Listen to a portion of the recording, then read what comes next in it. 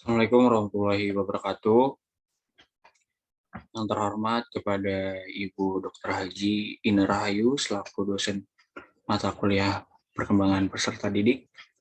Izinkan saya mempresentasikan hasil kerja saya yang berjudul karakteristik peserta didik.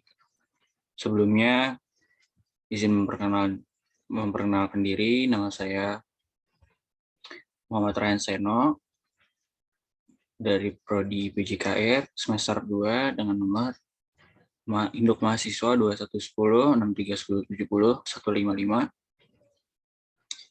Baik, langsung saja untuk presentasinya akan saya mulai.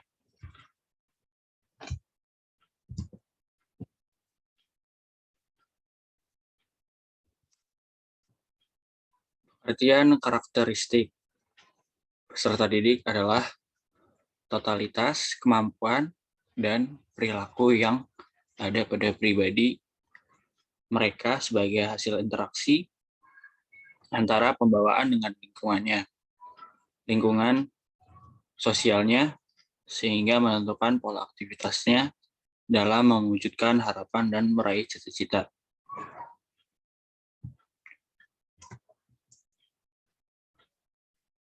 Karakteristik peserta didik dapat diartikan keseluruhan pola kelakuan atau kemampuan yang dimiliki peserta didik sebagai hasil dari pembawaan dan lingkungan, sehingga dapat menentukan aktivitasnya dalam mencapai cita-cita atau tujuannya. Atau dapat kita simpulkan sikap atau pola pikir dari masing-masing peserta didik. Dalam hal ini mencakup fisik. Fisik ini keadaan jasmani, keadaan indera dari masing-masing peserta didik. Kemudian adanya inteligensi, yaitu berpikir abstrak, adanya bakat khusus dari masing-masing peserta didik yang memiliki kemampuan berbeda-beda. Emosional peserta didik, sosial yang mencangkup emosional peserta didik, sosial kultural, dan komunikasi antar pendidik. Dan peserta didik yang harus menjalankan dengan baik dengan menggunakan bahasa komunikatif.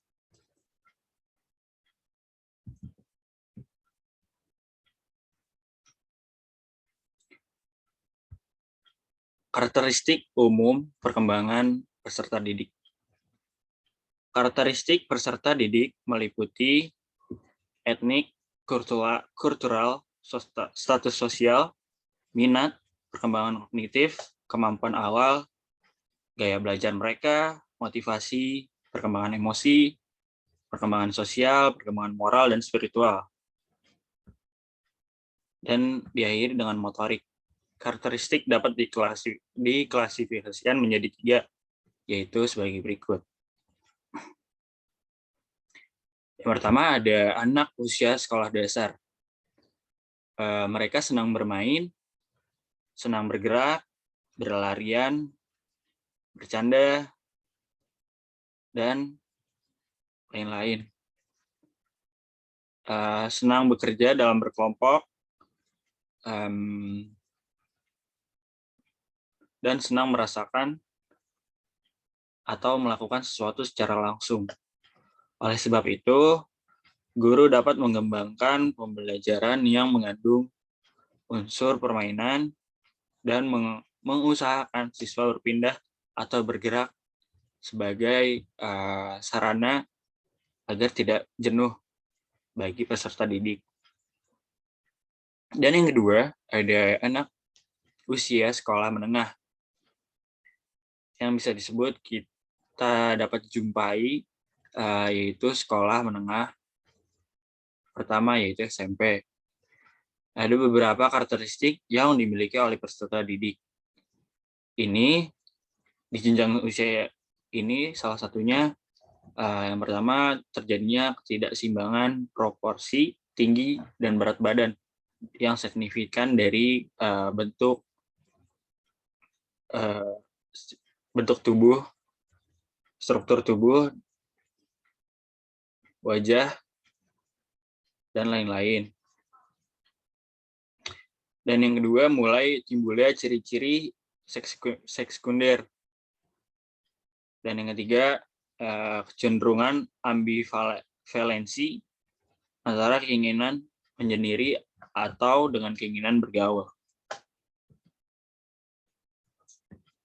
Dan yang terakhir, karakteristik anak usia remaja atau yang kita biasa jumpai di anak-anak SMA, sekolah menengah atas, biasanya dikenal sebagai masa pencarian jati diri yang ditandai dengan sejumlah karakteristik penting dengan contoh yang pertama mencapai hubungan yang matang dengan teman sebayanya, yang kedua dapat menerima dan belajar peran sosial sebagai pria atau wanita dewasa yang dijunjung tinggi oleh masyarakat, dan yang terakhir menerima keadaan fisik dan mampu menggunakannya secara efektif.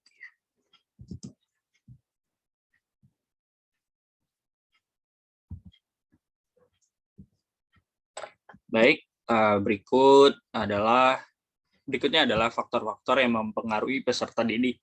Dimulai dari faktor internal. Faktor internal ini diantaranya dari faktor jasmaninya, yaitu meliputi kesehatan dan cacat tubuh.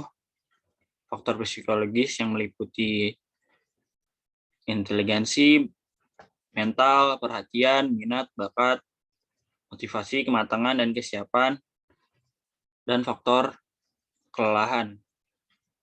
Dan yang selanjutnya yaitu faktor eksternal, diantaranya faktor keluarga yang meliputi cara orang tua mendidik, relasi antar anggota rumah, keadaan ekonomi keluarga, pengertian orang tua, dan latar belakang kebudayaan.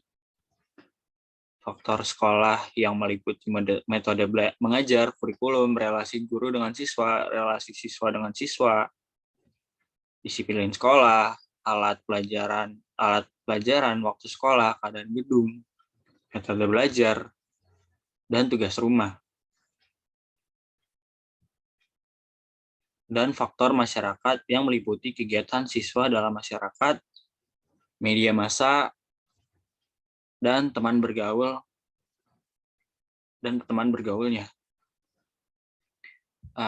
Berikut contoh dari faktor internal, yaitu dimulai dari gen dan sifat bawaan. Faktor ini sebagian besar dipengaruhi oleh keturunan.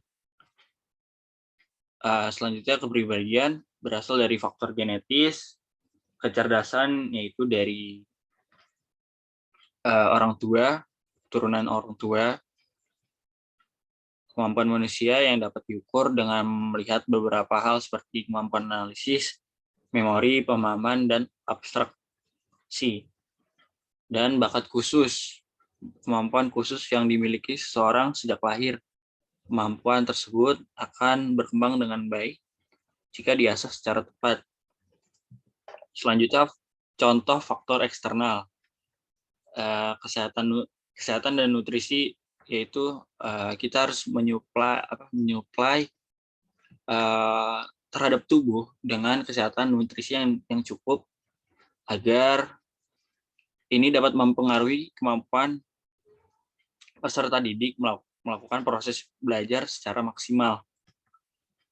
Selanjutnya, peran keluarga, penanaman dasar-dasar pengetahuan kepada individu sangat mempengaruhi proses perkembangan di masa selanjutnya. Dan yang terakhir, lingkungan sosial dipengaruhi oleh penanaman nilai dan norma sejak dini. Berikutnya adalah kesimpulan. Kesimpulannya yang dapat kita ambil dari presentasi hari ini, karakteristik peserta didik merupakan sikap atau pola pikir dari masing-masing peserta didik.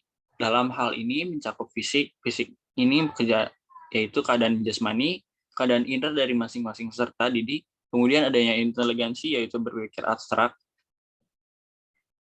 mampu berpikir abstrak, adanya bakat khusus dari masing-masing peserta didik yang memiliki kemampuan berbeda, emosional peserta didik, sosiokultural, dan komunikasi antar pendidik dan peserta didik yang harus berjalan dengan baik dengan menggunakan bahasa komunikatif.